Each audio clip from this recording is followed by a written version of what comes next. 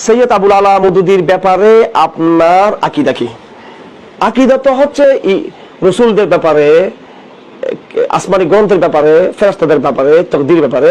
আবুল আলা মওদুদী সাহেব রহমতুল্লাহ আলাইহি তার ব্যাপারে আকীদা না, তার ব্যাপারে আপনি জিজ্ঞেস করবেন, মতামত কি জিজ্ঞেস করবেন।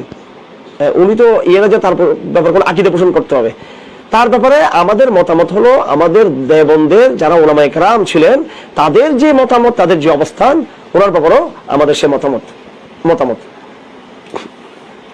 আমাদের ভারত, আমার আব্বা বলতেন, মুফতি এজাহার হোসেন চৌধুরী হাফিজুল্লাহ তাআলা, উনি হযরত সম্ভবত জফর আহমদ উসমানী রহমতুল্লাহ আলাইহির রেফারেন্সে হতে বলতেন যে, তিনি বলতেন জফর আহমদ উসমানী রহমতুল্লাহ আলাইহি যে মায়ে মৌলানা, সম্ভবত জফর উসমানী, আমার পুরোপুরি মনে পড়তেছে না, বা যে কোনো একজন আকাবের, তিনি বলতেন मैं मौलाना मौदूदी का ना इतना अकीदतमंद हूँ जितना मुतकदीन है।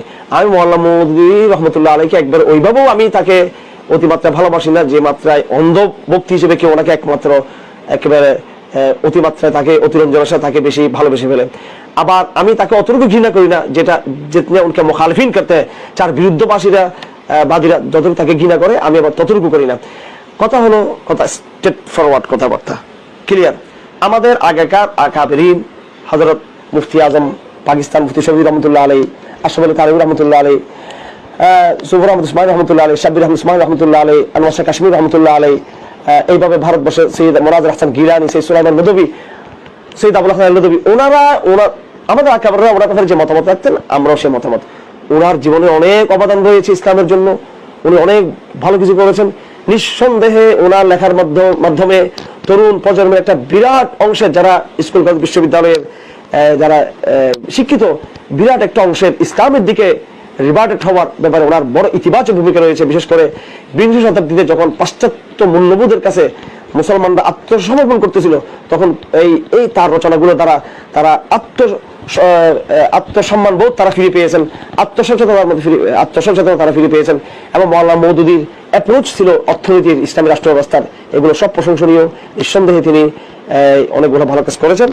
আবার যতই ভালো কাজ করুক, প্রত্যেকের কিছু ভিন্ন দিক থাকে, কিছু মন্দ দিক থাকে। অনেকগুলো বিষয়ে তিনি দুঃখজনকভাবে জমহুরের বিরোধিতা করেছেন। সাহাবায়ে কেরামদের প্রশ্নে এমন একটা কনফিউশন তিনি তৈরি করে দিয়েছেন। আমির মুআবিয়ার প্রশ্নে আজকে অনেক ভাইদেরকে দেখা যায় নাউজুবিল্লাহ আমির মুআবিয়ার নামটা সম্মানের সাথে নিচ্ছে না তারা, নাউজুবিল্লাহ। তো সালাফ কি জানতেন না আমির মুআবিয়ার ব্যাপারটা?